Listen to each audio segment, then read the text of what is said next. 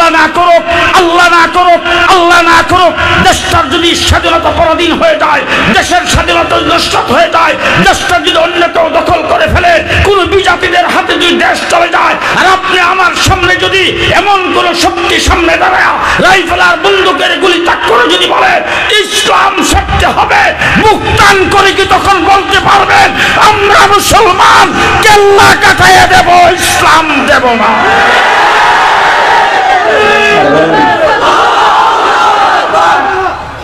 আমরা মুসলমান জীবন দিয়ে দেব, ঈমান দেব না?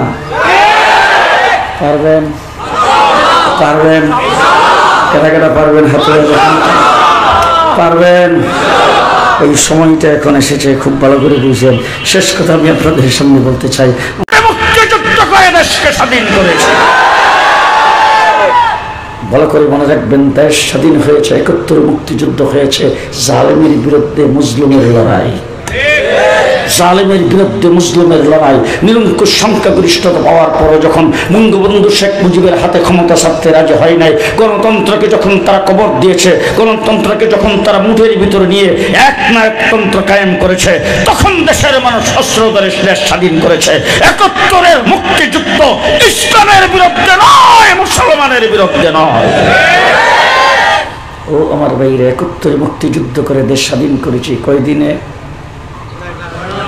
৯ মাস। কয় মাস? ৯ মাস। এবার আসেন দেখি, যদি আমরা পাকিস্তানের অংশ না হয়ে মেজরিটি মুসলমান বলে যদি পূর্ব পাকিস্তান না হতাম, তাইলে আমরা হিন্দুস্তানের অংশ যদি হতাম, তাইলে আমরা স্বাধীন হতে পারতাম? যে খুব সহজে বলে ফেলছেন, এত সহজে বলবেন না, আর একটু চিন্তা ভাবনা করে বলবেন কেন পারতাম না। ৭০ বৎসর যাবৎ কাশ্মীর আন্দোলন করতেছে, এখনো স্বাধীন হতে। ত্রিপুরা আন্দোলন করতেছে স্বাধীনতার, এখনো স্বাধীন হতে পারে নাই। ৪০ বৎসর যাবৎ আসাম আন্দোলন করতেছে, এখনো স্বাধীন হতে পারে নাই। আমরাও ৭০ বৎসর না ১০০ বৎসর লড়াই করেও স্বাধীন হতে পারতাম না, যদি মুসলিম মেজরিটির ভিত্তিতে যদি পূর্ব পাকিস্তান না হতাম। দেশটা স্বাধীন হয়েছে মুসলমানের নামে, আমরা মুসলমান। এই কথাটা কইতে বলে আপনাদের একটু লজ্জা হয়? ভয় করে? ভয় করে? ভয় করে? এমন কোনো পরিস্থিতি যদি আসে, এখন তো আমাদের মুফতি মৌলানা নাসির সাহেব, আমরা যখন বক্তৃতায় দাঁড়াই, তখন বক্তৃতার মধ্যে দাঁড়াই বলি দেশ মুসলমানের দেশ, এই দেশের মাটির নিচে হাজারো অলি আউলিয়া শুয়ে আছেন, এই দেশটা আল্লাহ মাহমুদ শফির দেশ, জুনায়েদ বাবনগরীর দেশ, হাবিবুল্লাহ সাহেবের দেশ, মুফতি ফজলুল্লাহ সাহেবের দেশ। উনি বাবারই বক্তৃতা কি পরিমাণে দেয়, এই দেশের মাটির নিচে অলি আউলিয়া শুয়ে আছেন। আমি জিজ্ঞেস করতে চাই, মাটির নিচে কারা শুয়ে আছেন? বলেন বলেন বলেন বলেন।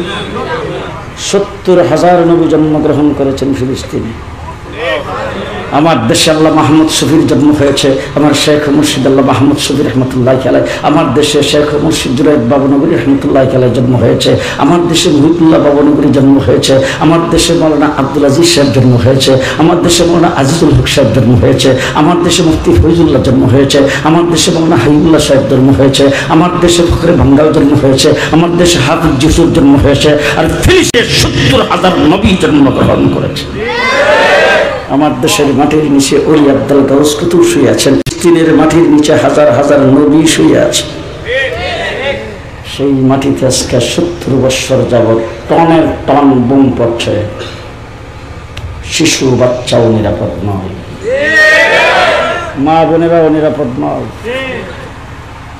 ৭০ বৎসর যাবৎ সেখানে মুসলমান বিশ্ব নবীর উম্মত। জি, কার উম্মত?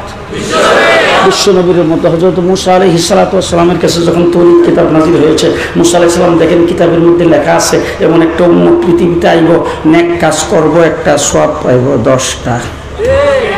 আমরা কয়টা ভাই? আমরা একে কত ভাই?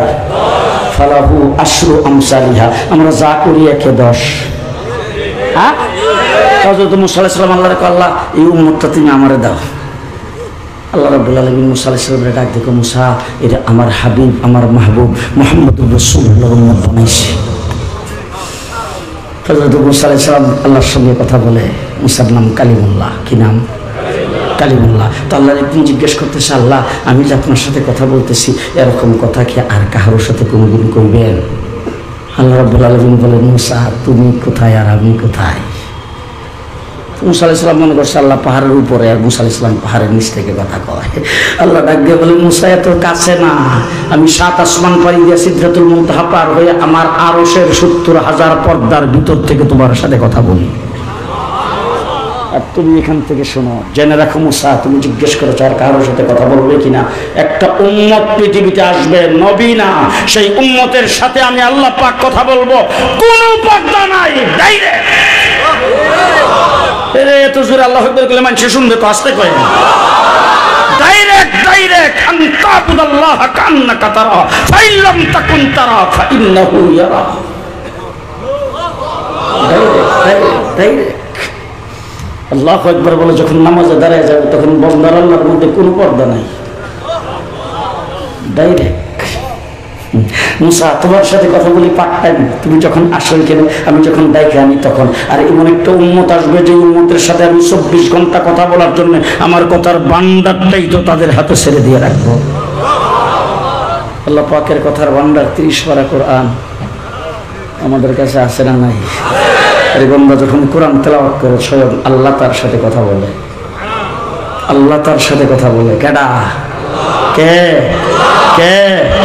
আমাদের মাদ্রাসাগুলি, হেফজখানার মাদ্রাসায় 24 ঘন্টা আল্লাহ কথা বলে। আল্লাহ, সুবহানাল্লাহ, আসতে কয়ে।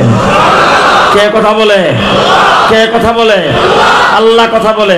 এখন যদি আমাদেরকে কেউ বলে আমরা দেশের জন্য কিছুই করি নাই, আলিম ওলামা কেরাম কি করছে, তারা বলে দেশের জন্য বোঝা, এরা তো স্বাধীনতা প্রেমিক না, এরা এই না সেই না, যত কথাবার্তা তোমরা বলো যাই না রাইকো, খুব ভালো করে যদি না বুঝো আর না জানো তাহলে গাদ্দারে পরিণত হবে, তোমাদের মতো মুনাফেক আর কেউ হবে না।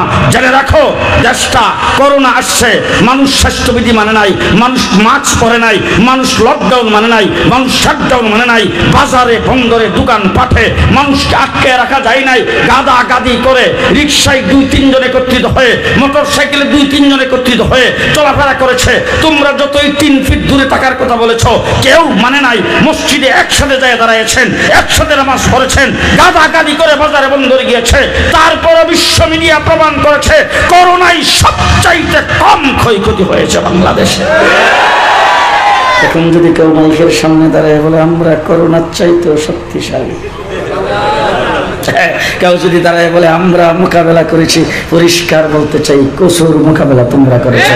মোকাবেলা করলে যদি হতো তাহলে আমেরিকা তো মোকাবেলা করে পারতো, অস্ট্রেলিয়া পারতো, কানাডা পারতো, ইউরোপ পারতো, বড় বড় শক্তিধর দেশগুলো তারা লকডাউন দিয়ে প্রত্যেকটা মানুষকে ঘরের ভিতরে ঢুকাই দিয়েছে। অফিস আদালত সব বন্ধ, দোকানপাট সব বন্ধ, রাস্তাঘাটে দরজা খুইলা কাউকে বের হইতে দেয় নাই, তারপরে দৈনিক হাজার হাজার লাশ পড়ছে। আর আমার বাংলাদেশে লকডাউন আর শাটডাউন দিছে, মানুষ গাদাগাদি করে